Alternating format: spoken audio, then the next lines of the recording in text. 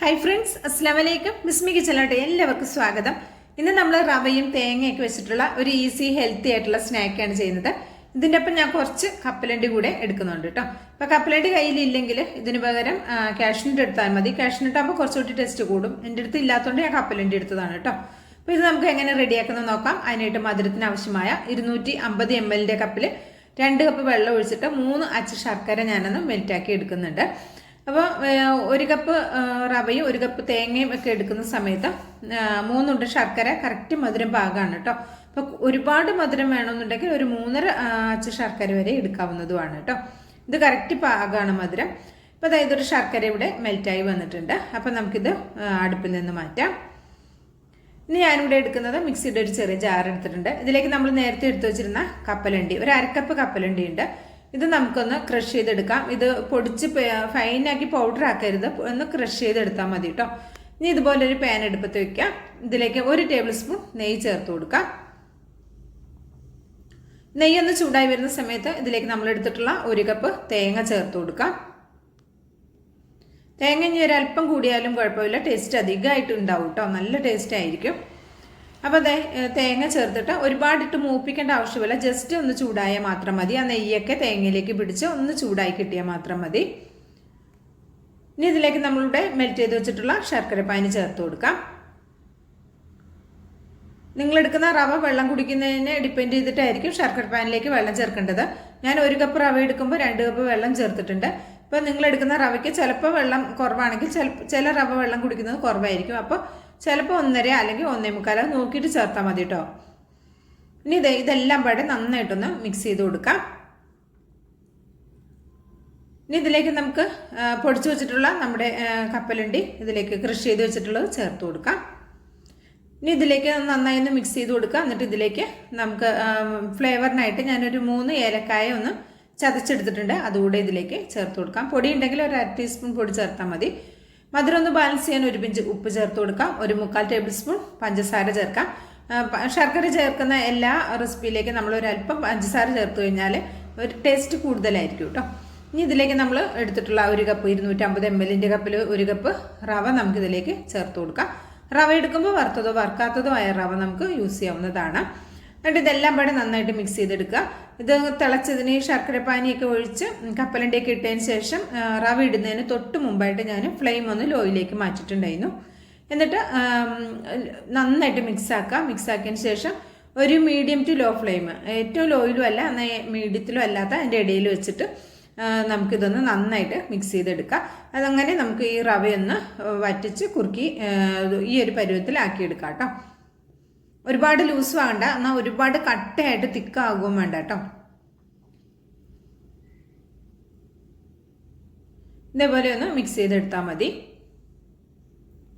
ഇനി നിങ്ങൾക്ക് ഇതിലേക്ക് വേറെ എന്തെങ്കിലും നട്ട്സോ ഇപ്പോൾ കറുത്ത എള്ളോ അങ്ങനെയൊക്കെ ചേർക്കണം എന്നുണ്ടെങ്കിൽ അതെല്ലാം ചേർക്കാവുന്നതുമാണ്. ഇനി ജീരകത്തിൻ്റെ ടേസ്റ്റ് ഇഷ്ടമാണെങ്കിൽ ജീരകം ചേർക്കാം. ജീരകത്തിൻ്റെ പൊടി ഒരു 1/2 ടീസ്പൂൺ വരെയൊക്കെ ചേർത്ത് കൊടുക്കാവുന്നതാണ്. ഞാനിപ്പോൾ ഏലക്കയുടെ ഫ്ലേവറിൽ മാത്രമാണ് തയ്യാറാക്കുന്നത്. നിങ്ങൾക്ക് ജീരകത്തിൻ്റെ ഫ്ലേവറും കൂടി ഇഷ്ടമാണെങ്കിൽ രണ്ടും ചേർത്ത് കൊടുക്കാവുന്നതാണ്.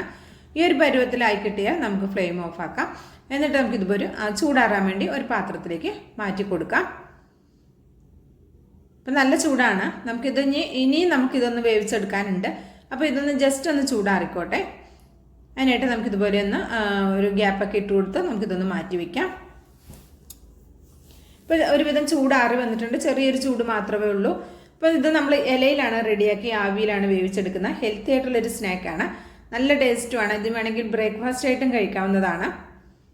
ഒരു യാത്രയൊക്കെ പോകുന്ന സമയത്ത് എന്തെങ്കിലുമൊക്കെ ഒന്ന് കഴിക്കാൻ തോന്നുകയാണെങ്കിൽ അതിൽ കയ്യിൽ കരുതാനും ഒക്കെ പറ്റിയതാണ് കേട്ടോ. ഞാൻ ഇല ഇതുപോലെ ഒന്ന് കുമ്പിൾ ആക്കി എടുക്കുന്നുണ്ട്. നിങ്ങൾക്ക് ഇഷ്ടമുള്ള ഷേപ്പിലാക്കി എടുക്കാം. നിങ്ങൾക്ക് ഏതാണോ ഷേപ്പ് ആക്കാൻ ഇഷ്ടം ആ രീതിയിൽ ഇല നമുക്ക് ഷേപ്പ് ചെയ്തെടുക്കാവുന്നതാണ്. സാധാരണ നമ്മൾ അടയൊക്കെ ഉണ്ടാക്കുന്ന രീതിയിൽ വേണമെങ്കിൽ അങ്ങനെയും തയ്യാറാക്കി എടുക്കാം. അപ്പോൾ ഞാൻ ഈ ഒരു രീതിയിലാണ് റെഡിയാക്കി എടുക്കുന്നത്. ഇങ്ങനെ തന്നെ എടുക്കണമെന്ന് ഒരു നിർബന്ധവുമില്ല. നിങ്ങൾക്ക് ഏതാണോ ഈസി ആയിട്ട് തോന്നുന്നത് ആ രീതിയിൽ നമുക്ക് ഷേപ്പ് ചെയ്തെടുക്കാവുന്നതാണ്. ഇലയിൽ ഇങ്ങനെ ഒന്നുകൂടി നമ്മൾ ആവിയിൽ വേവിച്ചെടുക്കുന്ന സമയത്ത് ഈ വാഴയിലയുടെ ടേസ്റ്റ് കൂടി നമ്മുടെ ഈ ഒരു സ്നാക്കിലേക്ക് വരുമ്പോൾ അടിപൊളി ടേസ്റ്റാണ്. അപ്പോൾ അത് ഞാൻ ഇങ്ങനെ ഒന്ന് മടക്കി കൊടുത്തതിന് ശേഷം നന്നായിട്ട് കൈകൊണ്ടൊന്ന് പ്രസ് ചെയ്ത് കൊടുക്കുന്നുണ്ട്. അപ്പോൾ നന്നായിട്ട് കനം കുറഞ്ഞ് നല്ല പേപ്പർ പോലെ നല്ല കനല്ലാതെ കിട്ടും കേട്ടോ. അപ്പോൾ നല്ല കട്ടിയിൽ വേണമെന്നുണ്ടെങ്കിൽ ഇങ്ങനെ പ്രസ് ചെയ്യേണ്ട ആവശ്യമില്ല. അപ്പോൾ ഞാൻ ഇതുപോലെ ഒന്ന് പ്രസ് ചെയ്ത് കൊടുത്തിട്ട് ഒരു പാത്രത്തിലേക്ക് മാറ്റുന്നുണ്ട്. ഇതേപോലെ നമുക്ക് ബാക്കി എല്ലാതും റെഡിയാക്കി എടുക്കാം. അങ്ങനെ വളരെ സിമ്പിളായി ചെയ്തെടുക്കാവുന്ന നല്ല ഹെൽത്തി ആയിട്ടുള്ള ആവിയിൽ വേവിച്ച സ്നാക്കാണ്. ഇഷ്ടമായിട്ടുണ്ടെങ്കിൽ തീർച്ചയായിട്ടും ഒരു ലൈക്ക് തന്ന് സപ്പോർട്ട് ചെയ്യാൻ മറക്കരുത് കേട്ടോ. വീഡിയോ ഇഷ്ടമാകുകയാണെങ്കിൽ തീർച്ചയായിട്ടും ഒരു ലൈക്ക് തരണം. അതുപോലെ തന്നെ നിങ്ങളുടെ അഭിപ്രായം കമൻറ്റായിട്ട് അറിയിക്കാനും മറക്കരുത്. അപ്പോൾ ഇതേപോലെ നമുക്ക് ബാക്കിയുള്ളതെല്ലാം റെഡിയാക്കി എടുക്കാം.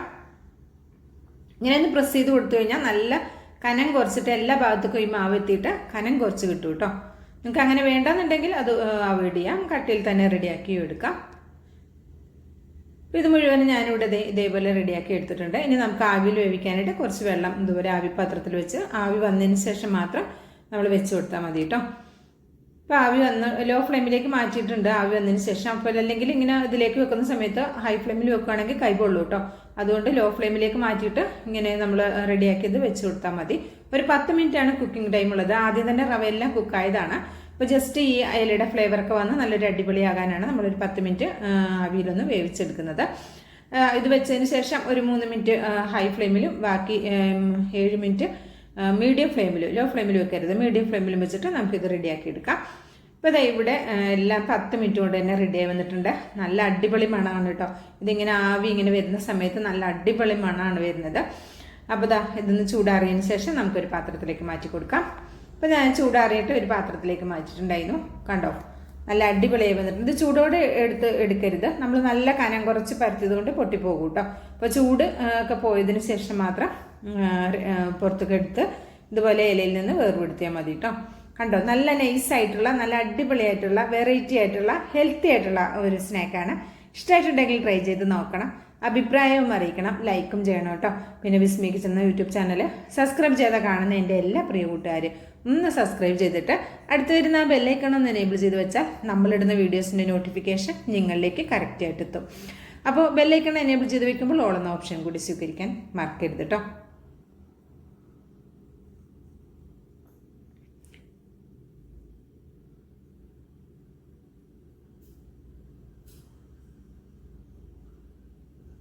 ഇൻഷാ അല്ലാഹ് അടുത്ത നല്ലൊരു അടിപൊളി വീഡിയോയുമായി എത്തുന്നവരേക്കും എല്ലാവർക്കും നന്ദി, നമസ്കാരം.